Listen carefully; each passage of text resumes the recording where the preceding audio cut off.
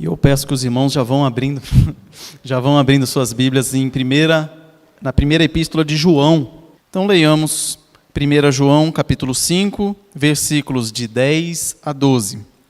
Assim nos diz a palavra de Deus. Aquele que crê no Filho de Deus tem em si o testemunho.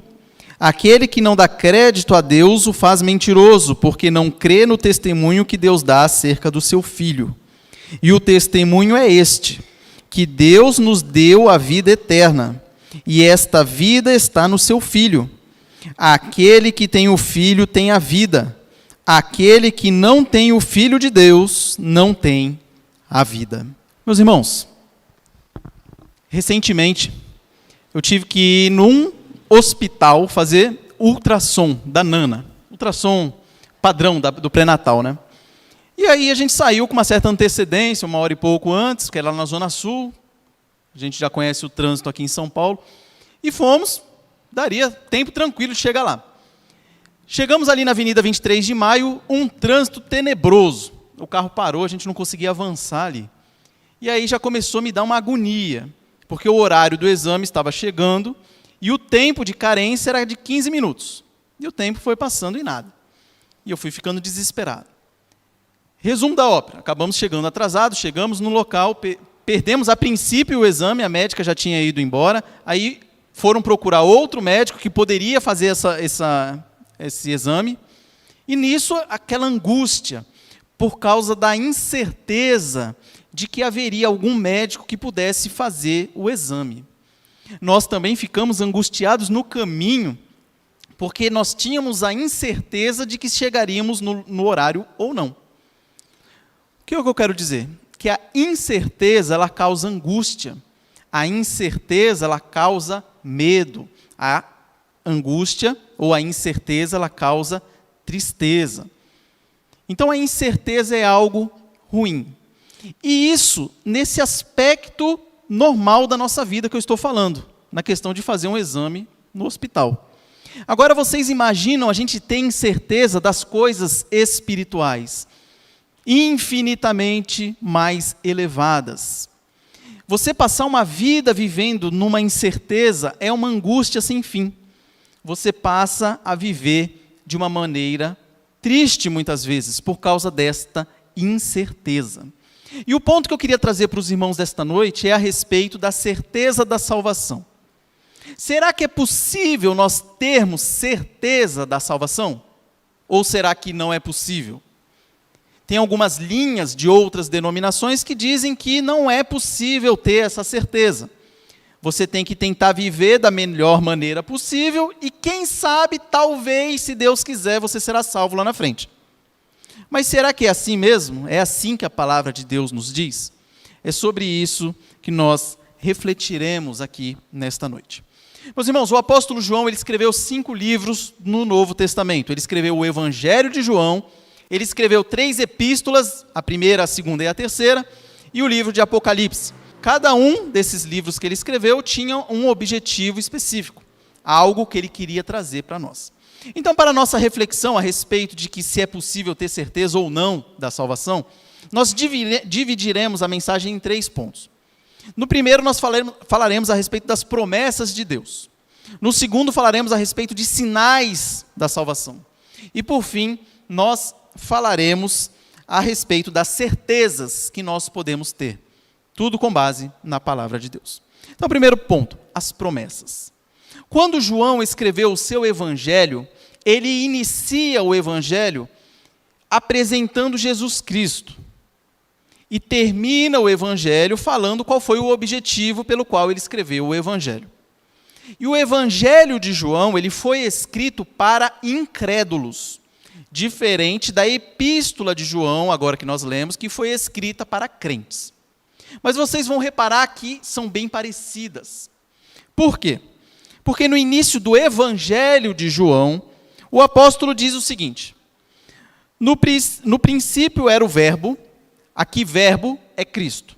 No princípio era o verbo, e o verbo estava com Deus, e o verbo era Deus. Ele estava no princípio com Deus, todas as coisas foram feitas por intermédio dele, e sem ele nada do que foi feito se fez.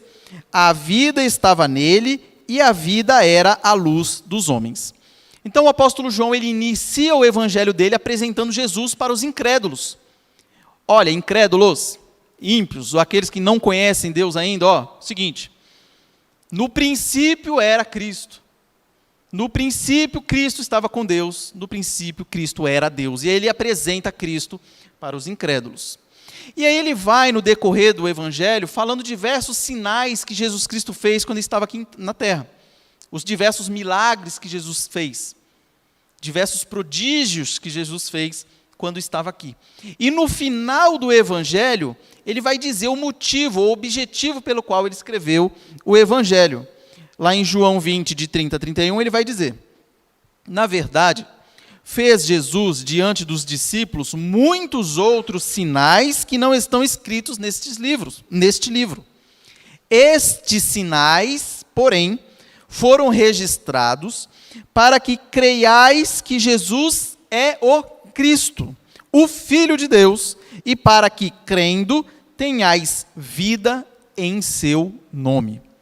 Então, no Evangelho de João, o apóstolo apresenta Jesus Cristo, apresenta os sinais que Jesus Cristo fez durante o seu ministério terreno e termina o Evangelho dizendo, Jesus fez mais um monte de milagre, um monte de sinais, mas não ia dar para escrever todos estes aqui. Então, eu selecionei alguns, esses que estão aqui para que vocês creiam que Jesus é o Cristo, ou seja, o Filho de Deus, aquele que veio trazer salvação. Esse era o objetivo do Evangelho de João. Aí nós passamos para a primeira epístola de João. Vejam como tem algo bem parecido. Logo no início da primeira epístola de João, no capítulo 1, dos versículos de 1 a 4, olha o que o apóstolo vai dizer.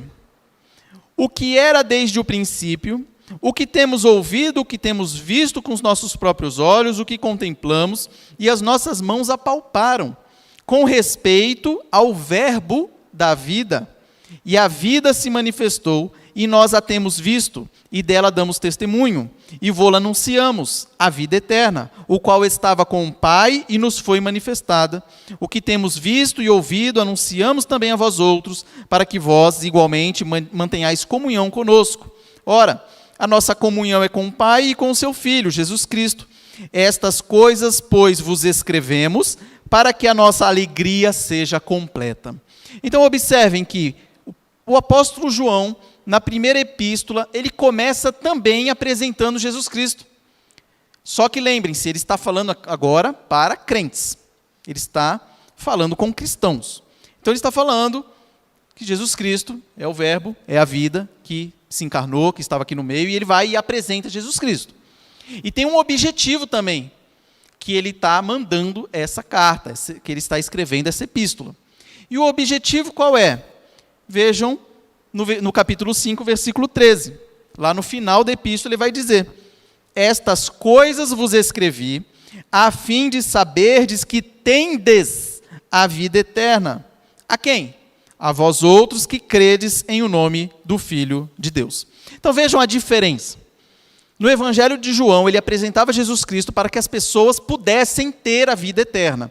E agora, na primeira epístola, ele mostra Jesus Cristo, ele vai falar diversas coisas a respeito de Cristo, e ele encerra a epístola dizendo que estas coisas que eu escrevi a vocês, que nós veremos aqui essa noite, se Deus quiser, essas coisas que eu vos escrevi, têm o objetivo de vocês saberem que vocês têm a vida eterna, vocês que creram em Jesus Cristo.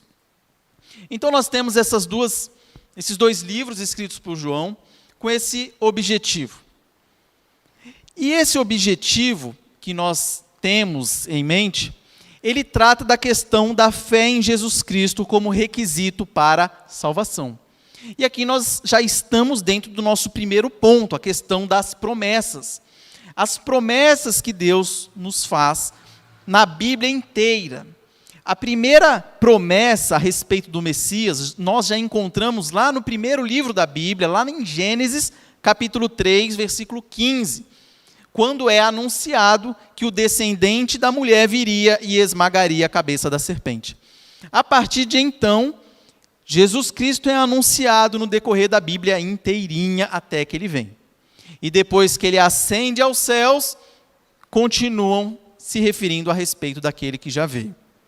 Então, qual que é a promessa que Deus faz para nós nessa primeira epístola? A promessa da vida eterna. É bom a gente pontuar aqui que vida eterna todo mundo tem. A vida eterna que o texto nos traz é uma vida eterna com Deus. Porque aquele que não crê em Deus, ele também tem a sua vida eterna, porém, uma vida eterna longe de Deus, uma vida eterna no inferno. Quando ele apresenta a vida eterna aqui, ele está se referindo à vida, a passar a vida eterna eternamente com Cristo, com Deus.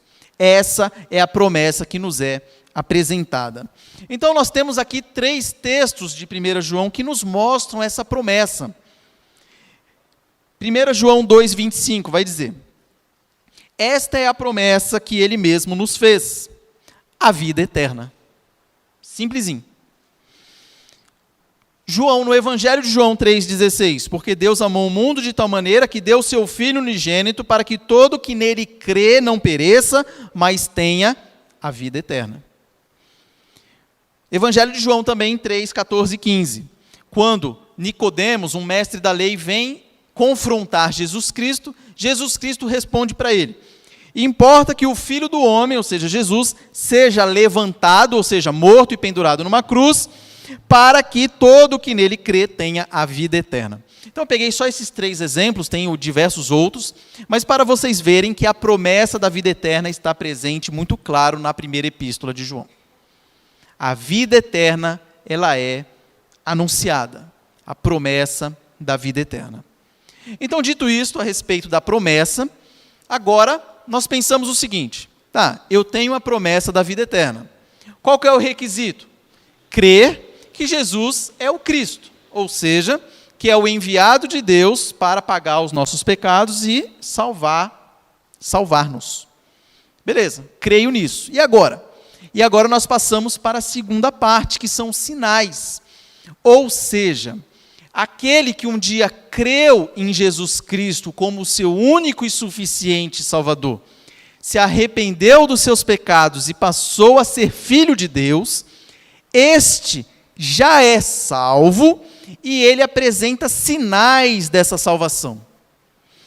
No decorrer da preparação desse sermão, eu separei pelo menos 14 itens, mas eu achei que ficaria muito cansativo e não seria tão produtivo assim.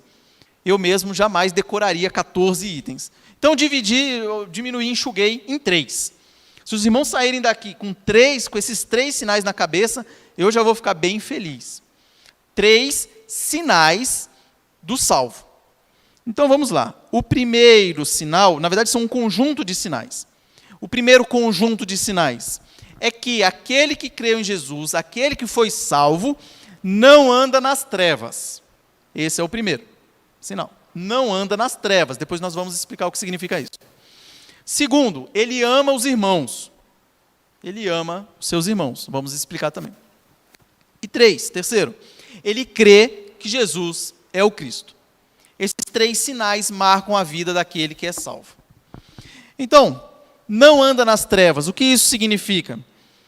Que é uma pessoa que não vive habitualmente praticando pecados. A própria epístola que nós lemos, a primeira epístola de João, ele diz que ele escreve essa carta para que nós não pequemos, mas se porventura nós pecarmos, nós temos um advogado que é Jesus Cristo. Então não estou dizendo aqui que nós somos impecáveis, ou seja, que não vamos cometer pecados. Mas o pecado na vida do cristão, ele não pode ser habitual, ou seja, eu não posso me preparar para pecar. Hoje eu vou sair para trabalhar, eu sou casado, eu quero sair mais arrumadinho, porque tem uma menina lá no meu serviço que eu estou me engraçando com ela, e eu vou já maquinando na minha cabeça um modo de eu ter alguma relação extraconjugal com ela. Isso é algo que o crente não pode fazer. Ele não pode planejar para pecar, e ele não pode habitualmente pecar. A Bíblia vai nos dizer que aquele que é salvo, ele luta contra o pecado por meio do Espírito Santo que habita nele. E você vai, quando pecar, você vai sentir um constrangimento tão grande vindo da parte do Espírito Santo, que vai te convencer que aquilo é pecado e que você vai pedir perdão por aquilo, ciente de que Deus vai te perdoar, porque nós não dependemos de nós mesmos. Nós nos baseamos naquilo que Jesus fez por nós e por isso que Deus perdoa os nossos pecados. Então, o crente não anda nas trevas. Vejam 1 João 1,6. Diz assim: se dissermos que mantemos comunhão com Ele, com Deus, e andarmos nas trevas, mentimos e não praticamos a verdade.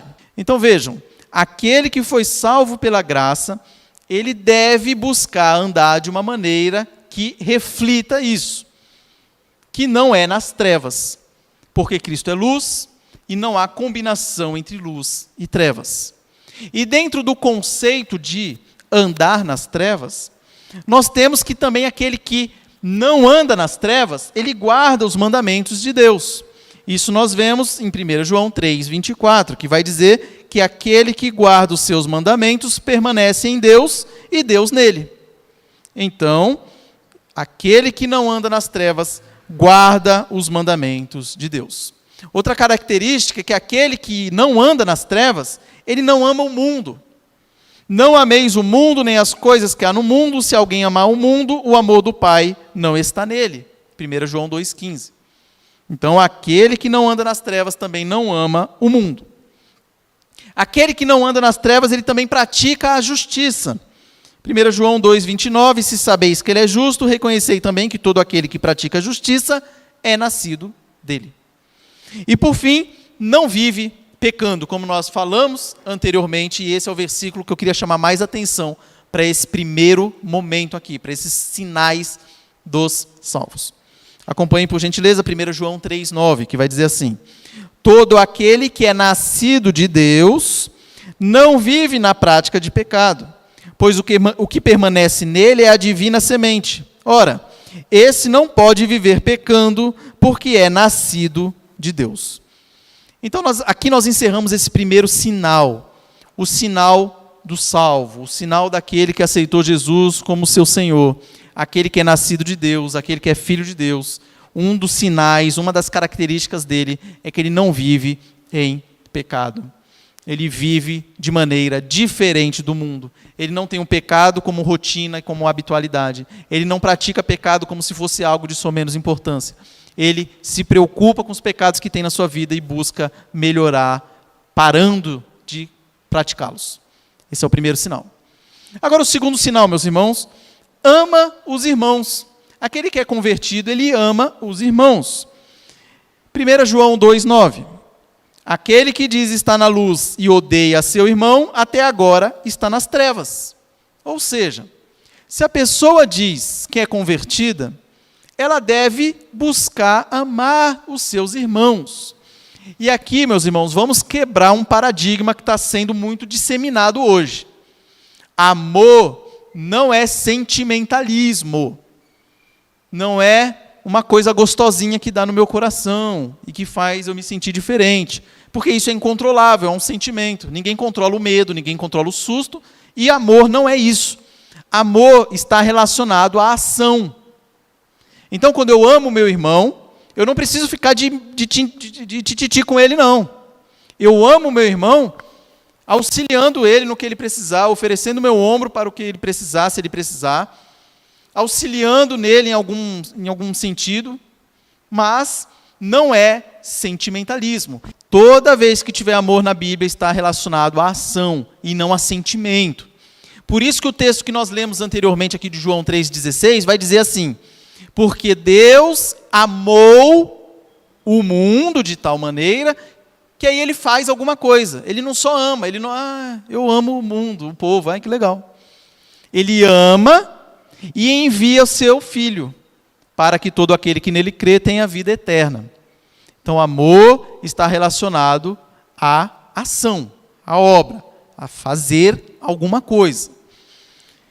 Por isso que ele diz assim: aquele que diz estar na luz e odeia seu irmão, até agora está nas trevas. É inadmissível pensar que um crente nascido de novo pode ver o seu irmão numa situação terrível e ignorar, e fingir que não viu. Então, esse é um dos sinais.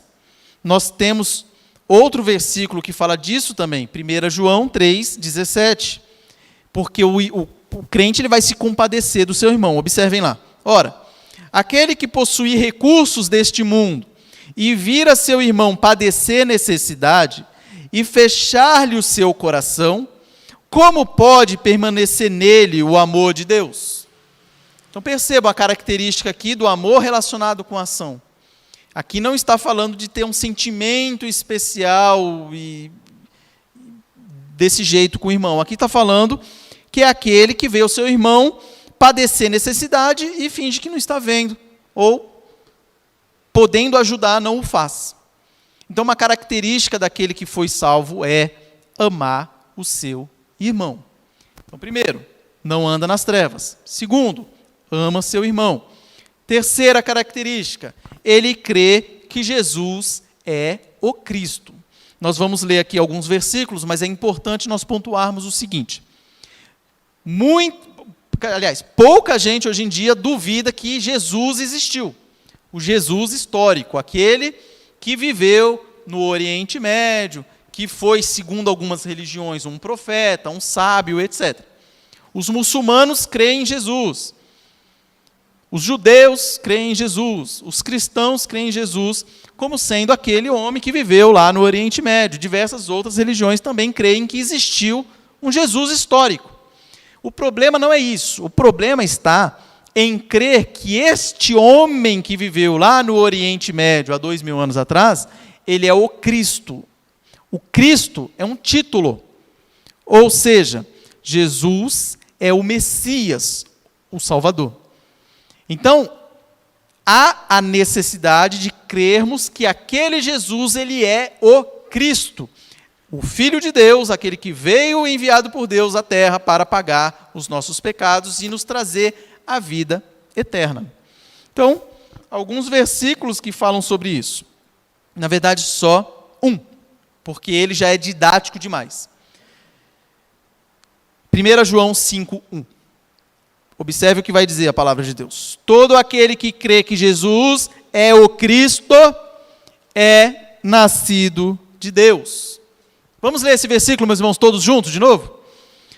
Todo aquele que crê que Jesus é o Cristo é nascido de Deus.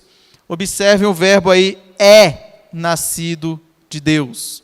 Isso é importante, é uma letra que nos mostra que se nós crermos que Jesus é o Cristo, nós somos filhos de Deus. Não seremos, nós somos filhos de Deus. Então nós falamos a respeito de algumas promessas, principalmente a promessa da vida eterna que Deus nos faz. Falamos nesse segundo ponto a respeito das características ou dos sinais que acompanham os salvos. E agora nós vamos chegar na certeza que nós temos. Nós temos aqui 3 certezas importantes, que devem fazer com que nós fiquemos firmes na palavra, firmes em Deus, firmes na comunhão com Deus. A primeira certeza é que nós somos filhos de Deus. Somos filhos de Deus. 1 João 3, 1 e 2. Olha o que a palavra aqui vai dizer. Vede que grande amor nos tem concedido o Pai, a ponto de sermos chamados filhos de Deus. E de fato, somos filhos de Deus. Por essa razão, o mundo não nos conhece, porquanto não o conheceu a Ele mesmo. Amados, agora, todo mundo junto, somos filhos de Deus. Somos filhos de Deus. Essa é a primeira verdade. Que também faz eco a 1 João 5,19, que vai falar que somos de Deus. Vejam lá o que diz João 5,19. Sabemos que somos de Deus e que o mundo inteiro jaz no maligno. Então, a primeira certeza, meus irmãos, que nós temos, somos filhos de Deus. Não seremos não fomos, somos filhos de Deus. Primeira certeza. Segunda certeza, que nós já passamos da morte para a vida. Já vencemos a morte. Já passamos da morte para a vida. 1 João 3,14. Nós sabemos que já passamos da morte para a vida, porque amamos os irmãos. Aquele que não ama permanece na morte. Lembrem-se de uma das características que nós falamos anteriormente, que aquele que é salvo, ele ama os seus irmãos. Então, nós amamos os irmãos e aqui ele vai nos dar essa certeza. Nós sabemos que já passamos da morte para a vida. Já vencemos a morte. Já temos a vida eterna. É claro que não na sua plenitude, mas só de sabermos que nós somos filhos de Deus, nós já vivemos de maneira diferente nesse mundo. Aquela angústia que eu falei no início, de nós termos incertezas, ela cai a partir do momento que nós sabemos que nós já somos filhos de Deus e que nós já passamos da morte para a vida. Sofremos aqui, claro, muito, diversas dores físicas, emocionais, espirituais, guerras, epidemias, pestes, desgraça, tudo de ruim que você possa imaginar. Passamos por isso, mas nós já somos mais do que vencedores por causa daquilo que Cristo fez por nós. Então, somos filhos de Deus e já passamos da morte para a vida. E por fim, a última certeza, que é o que eu queria que mais os irmãos ficassem fixados na mente, é que nós temos a vida eterna. A primeira pergunta que eu comecei falando aqui é possível ter certeza da salvação? E agora vem a resposta. A resposta está em 1 João 5, 10 a 13. É o texto que nós lemos no início. Mas agora nós vamos ler um pouco mais devagar e um pouco mais cauteloso aqui, apontando algumas coisas. Terceira certeza, temos a vida eterna. Então observem, aquele que crê no Filho de Deus tem em si o testemunho. Observem essas duas palavras, meus irmãos. Aquele que crê no Filho de Deus tem, e não terá, e não teve, tem em si o testemunho. E o testemunho é este, que Deus nos deu a vida eterna, e esta vida está no seu Filho. Aquele que tem o Filho tem a vida, aquele que não tem o Filho de Deus não tem a vida. Estas coisas vos escrevi, a fim de saberdes que tendes a vida eterna, a vós outros que credes em o nome do Filho de Deus. Esse final desse versículo resume tudo que nós falamos aqui esta noite. Estas coisas vos escrevi, a fim de saberdes. Essa palavra, saberdes, ela significa certeza, conhecer com certeza, saber com certeza. É o significado desta palavra, saberdes. Então, a fim, ou seja, com o objetivo de saberdes com certeza que vocês têm a vida eterna. A quem? Quem tem a vida eterna? A vós outros que credes em o nome do Filho de Deus. Aquele que crê no Filho de Deus, aquele que crê em Jesus Cristo como o Cristo, o Messias, este tem a vida eterna. Então, o que é preciso fazer para ter a vida eterna? Crer em Jesus Cristo como seu único e suficiente Salvador. Concluindo, meus irmãos, hoje nós vivemos num período de incertezas. O nosso momento que nós vivemos, ele é lotado, cheio de incertezas. Incertezas sobre as coisas mais básicas e elementares da vida. Mas também incertezas quanto à questão da salvação. Aquele jargão muito comum que aparece por aí, todos os caminhos levam a Deus. Isso é uma tremenda mentira. E o pai da mentira é o diabo. Não é todos os caminhos que levam a Deus, há apenas um caminho que leva a Deus, e esse caminho é Cristo. Não tem outro, só Cristo. E essa é uma certeza que nós temos e devemos estar sempre refletindo a respeito dessas coisas. Então nós vimos, meus irmãos, que Deus nos promete a vida eterna.